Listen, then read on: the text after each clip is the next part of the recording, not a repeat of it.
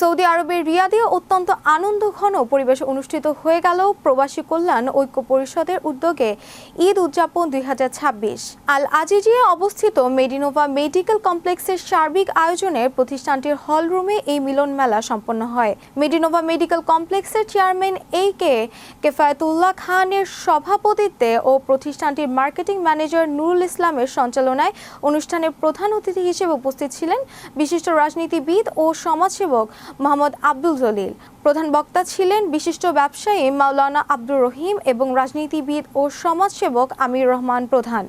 এ সময় বিশেষ অতিথি হিসেবে ছিলেন ডুমুর বিল্ডার্স লিমিটেডের চেয়ারম্যান মোহাম্মদ জসিমউদ্দিন, আল আরাফা মডেল মাদ্রাসার প্রিন্সিপাল মাওলানা মোহাম্মদ বেলাল সরকার, বিশিষ্ট ব্যবসায়ী ও ইনভেস্টর লিটন আব্দুল আজিজ, সাংবাদিক সোহরাব হোসেন লিটন, রাজনীতিবিদ ও সমাজসেবক মোহাম্মদ রিয়াদ হাসান এবং ডুমুর বিল্ডার্স লিমিটেডের ব্যবস্থাপনা পরিচালক জহিরুল ইসলাম, সুমন চৌধুরী, নুরুল ইসলাম সহ রিয়াদে অবস্থানরত বিশিষ্টজনেরা।